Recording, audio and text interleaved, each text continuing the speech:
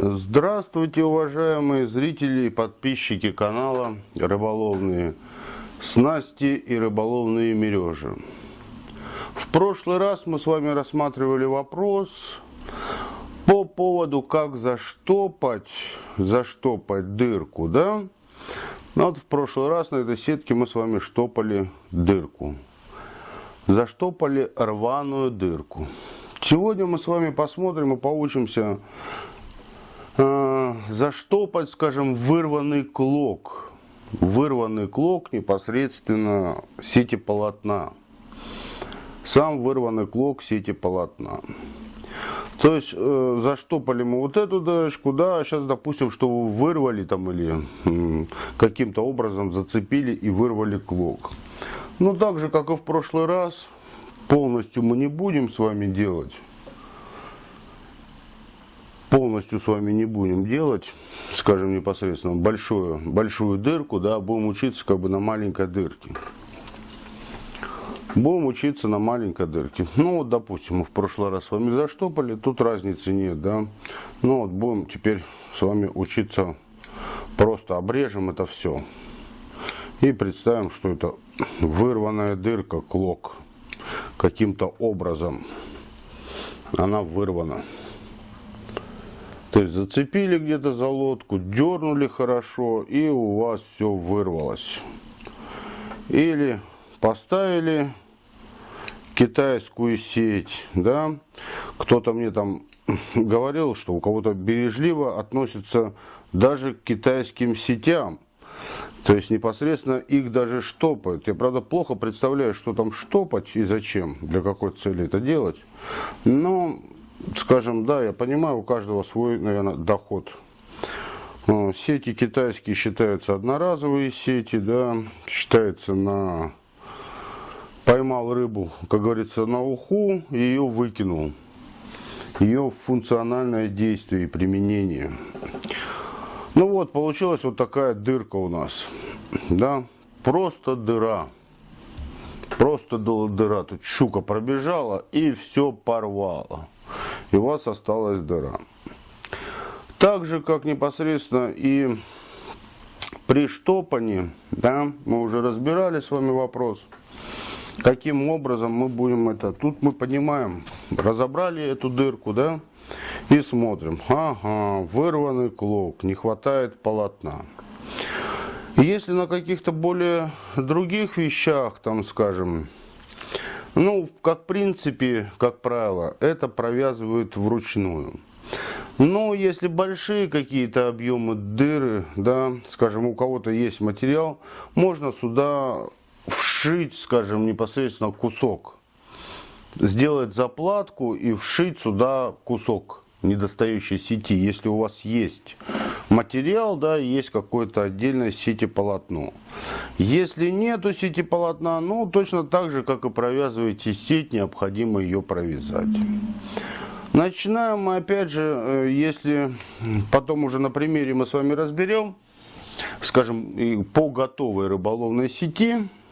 То есть сеть у нас будет уже готовая, рыболовная, посаженная, но в ней есть там непосредственно какие-то моменты дырки, или требует она ремонта. И уже наглядно по сети разберем, как это удобнее, что делать.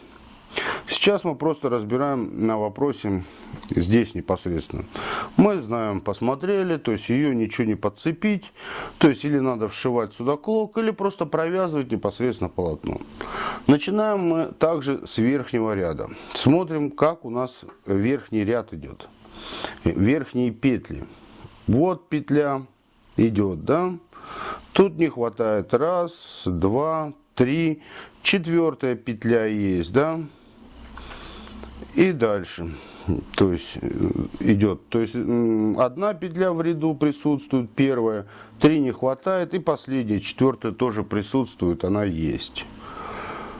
Можем начинать или с этого края сюда, или непосредственно с этого края сюда, в любую сторону. Тут без разницы, как мы будем начинать.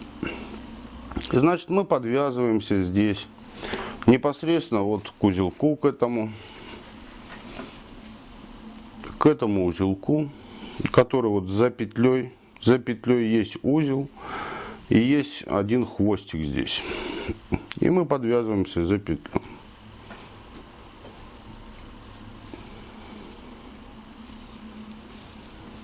Делаем захват с вами, делаем узел. Сделали узел.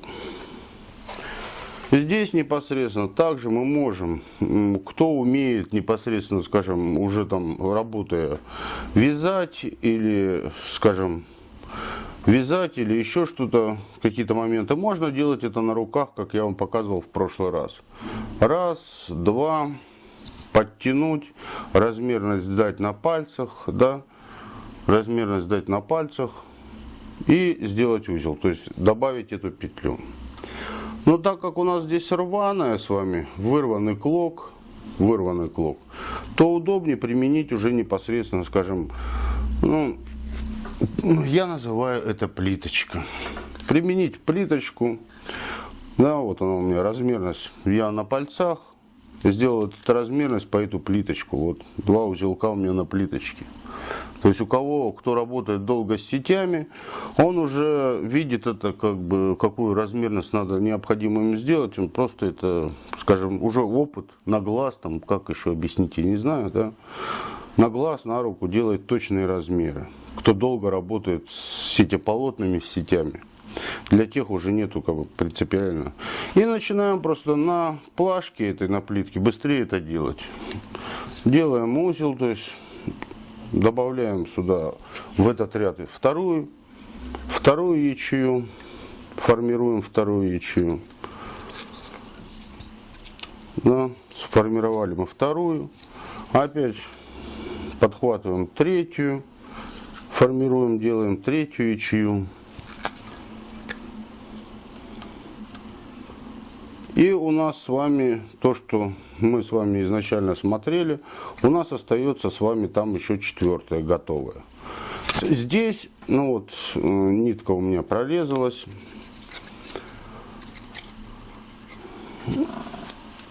Подрежем мы здесь.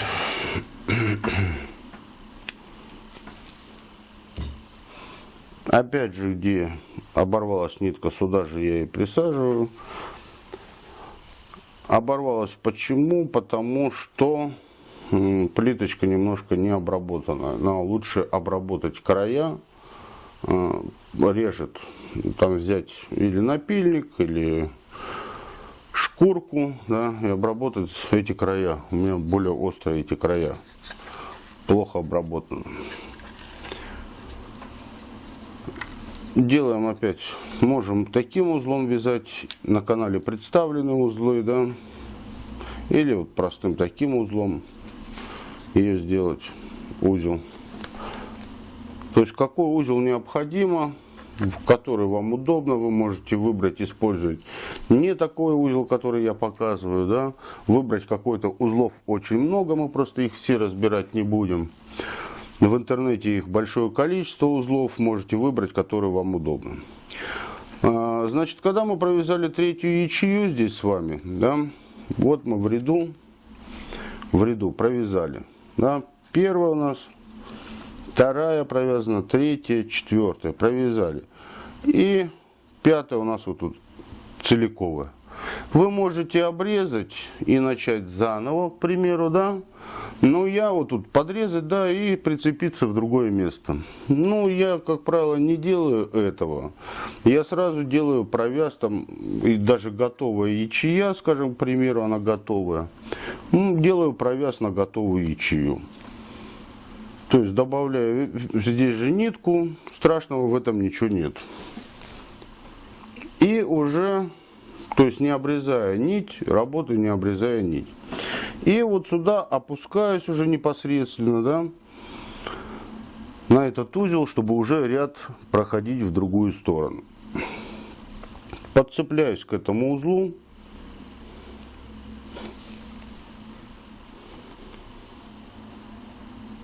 Подцепились мы здесь на узел. И теперь нам необходимо ряд с вами в другую сторону провязать ряд. Провязать в ту сторону ряд. Также, чтобы удобно вам было, к примеру, мы можем закинуть вот эти петли вот сюда, Да, вот так вот. Да. Плиточку вставить переднюю ячею. Да, вставили мы в переднюю ячею плиточку.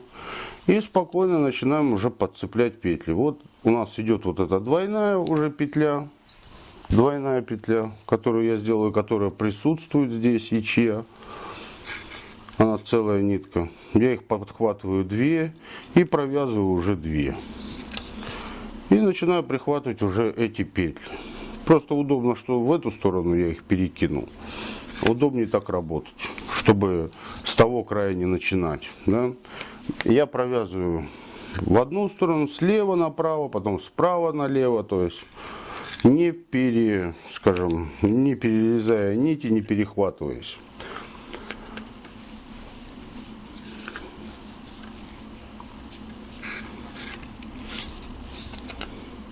Вот подошли мы уже сюда. У нас вот здесь ячея. Вот мы еще одну прихватываем, которая первая у нас там была целая. Вот мы ее прихватываем, провязываемся.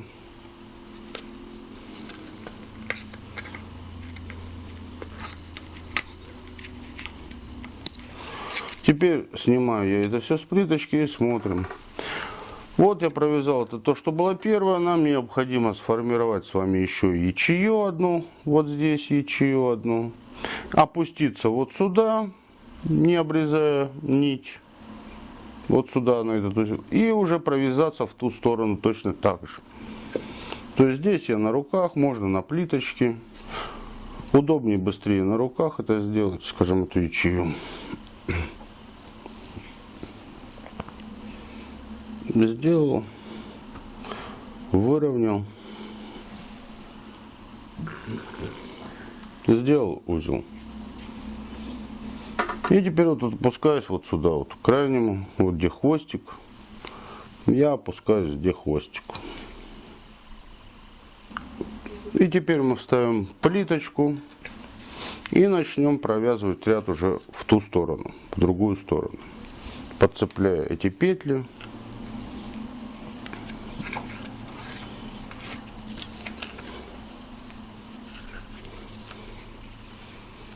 Также мы можем, кому поначалу неудобно,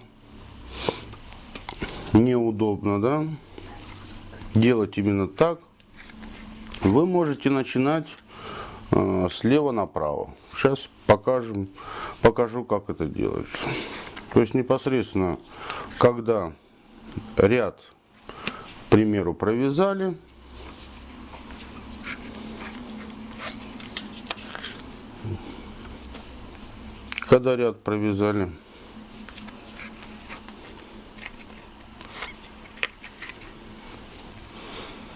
ну тут вот идет, скажем, вот сюда, вот на этот узел. То есть ряд мы когда провязали, когда вы только начинаете учиться это делать, да, нам необходимо вот сюда, вот здесь сделать узел. Вот есть ячея, вот сюда вот, где хвостик. Опуститься здесь и здесь сделать, скажем, непосредственно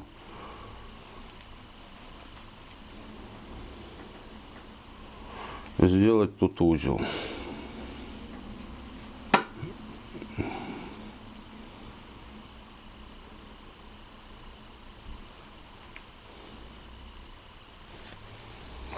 Ну, как я уже рассказывал, показывал в каких-то моментах, да, вот когда сделали мы здесь узел, чтобы не здесь обрезаться сразу, да, к примеру, а я опускаюсь по какой-то диагонали еще, чтобы более прочнее был узел, опустился еще на одну и еще на одной сделал узел, зафиксировал узел.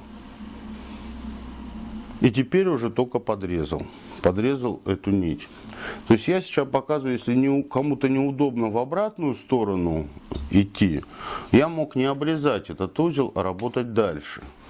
Но просто кому неудобно пока справа налево делать провязы, то необходимо вот обрезаться, взять слева опять, с левой стороны, где у вас что тут есть, да, скажем, вот непосредственно прикрепиться сюда на узел и также уже направо делать провязы.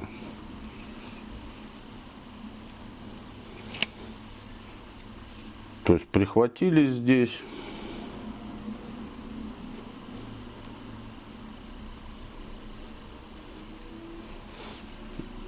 Здесь цепляемся, формируем ячейку. Сформировали ячею. И уже также на плиточке. Можно это делать все на руках, но на плиточке это просто будет быстрее. Подставили плиточку. И уже точно так же начинаете опять слева направо формировать ряд. То есть кому неудобно, скажем, работать. Потом попозже, когда вы уже поработаете, руку поднабьете, да, поймете смысл, ситуацию здесь, что необходимо делать. И уже будете также справа налево формировать ячеи.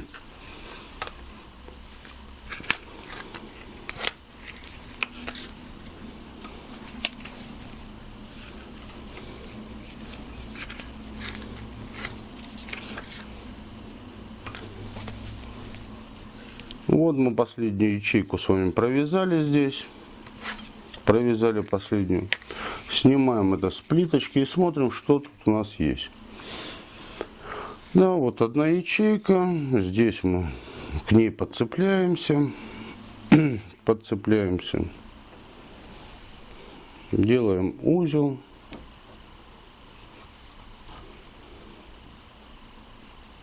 Еще куда-то в сторону, там, допустим, отвести.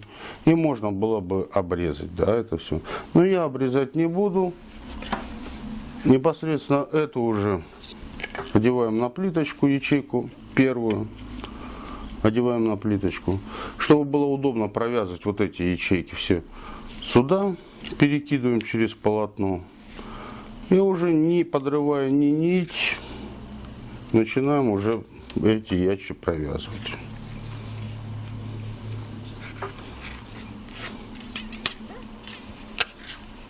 И сейчас мы туда, скажем, надо было посмотреть до этого. Я это не сделал, потому что, может, необходимо уже прихватывать. Посмотреть, что, может, уже и провязывать надо было прихватывать этот ряд.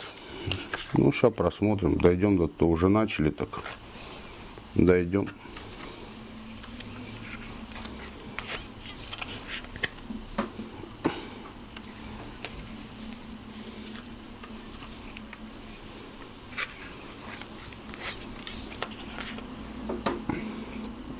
Ну вот, провязал какое-то количество ячей. Я опять снимаю это с плиточки.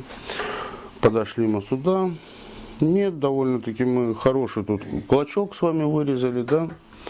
Также опять подцепляемся вот здесь на узелок.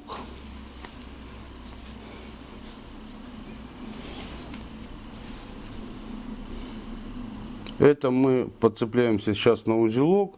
Это мы закрываем тот ряд, который провязывали. Закрыли тот ряд, который провязали. Вот мы его провязали и петли пошли. Теперь мы начинаем не отсюда работать, а чтобы уже новый ряд нам начать, нам надо на другой узелок подсесть, чтобы новый ряд начать. Это мы закрыли тот с вами ряд, который провязывали.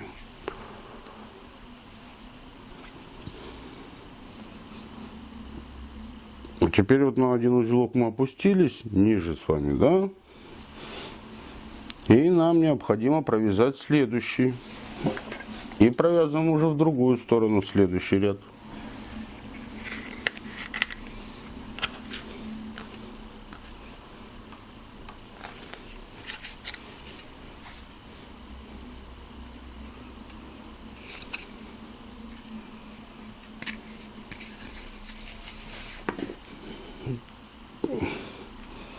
Ну вот тут у нас петли подцеплять.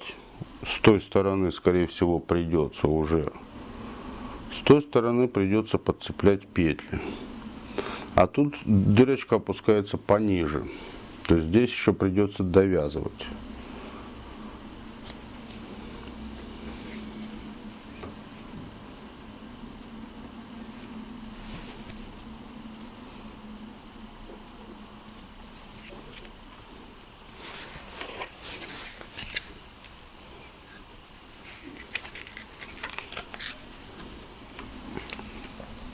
до того края подойдем и там уже посмотрим.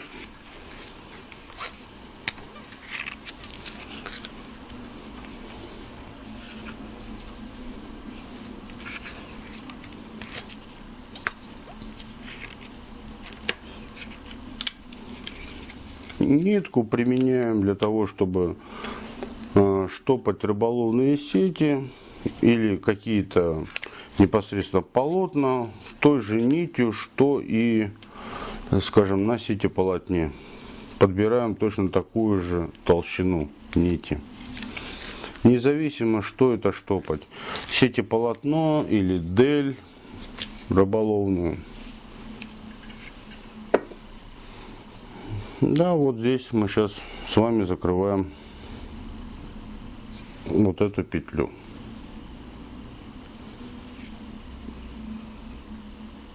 Вот мы закрыли этот ряд мы закрыли. И смотрим, что у нас здесь. Здесь нам надо опуститься, но вот здесь у нас одна петелька лишняя. Или же обрезаться с того края начинать. Ну, я начну с этого края, чтобы подобрать нижнюю петлю. Одну ячею я здесь срезаю, опускаюсь непосредственно до узла.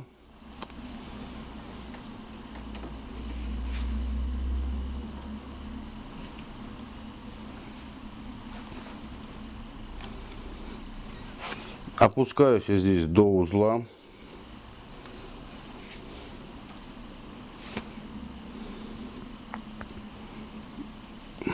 Делаю узел.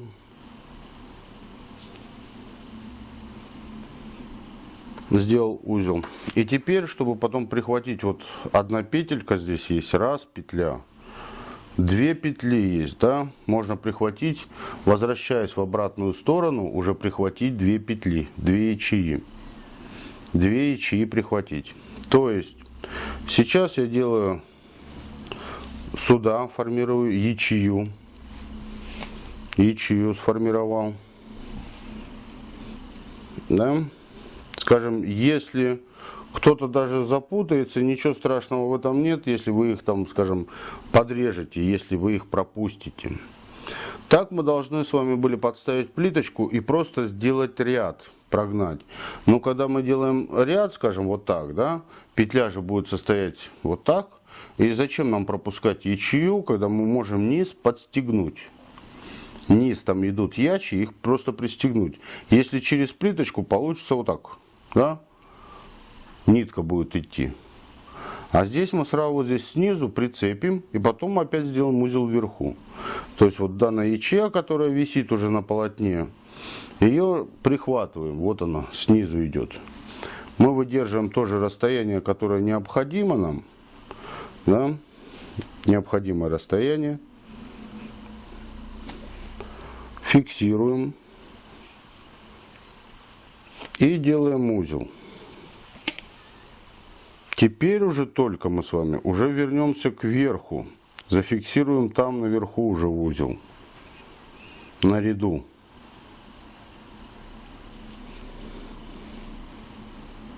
Подцепили. Теперь мы уже к этой ячее вот подойдем и здесь уже зафиксируем. И также у нас там есть еще вторая ячея.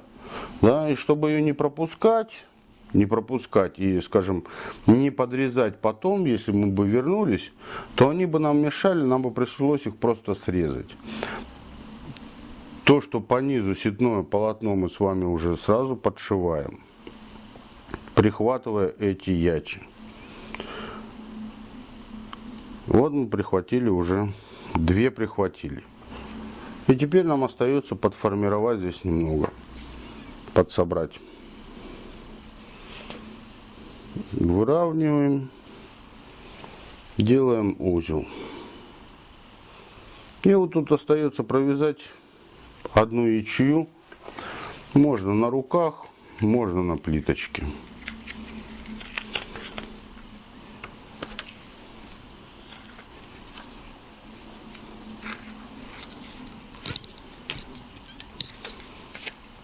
Смотрим здесь, Да, вот подсаживаемся вот здесь, формируя этот ряд на узел.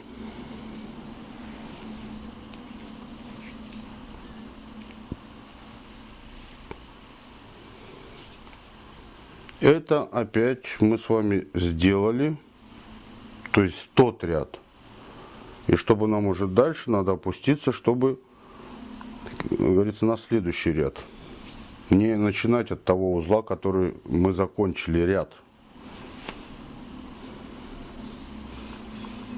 И вот остается нам здесь всего лишь пристегнуть, чтобы заделать эту непосредственно уже вырванную дырку. Осталось нам с вами всего лишь сделать 2 узелка и 3-й крепежный. Вот одна ячея у нас остается, мы ее прихватываем, мы ее делаем, одну ячею. И теперь остается вот вниз, в нижнюю. И теперь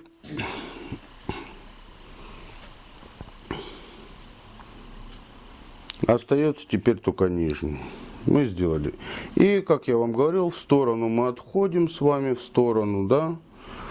И на любую мы просто подцепляемся здесь. Подцепляемся и уже завершая, то есть на одной нити, скажем. И теперь просто мы уже подрежем. Подрезаем. Вот таким образом. Сегодня мы прошли с вами урок на канале, как заштопать вырванную там дыру, вырванный клок. Вот она у нас уже заштопана, да, заштопана. Точно так же выглядит. То есть дырочку мы ликвидировали.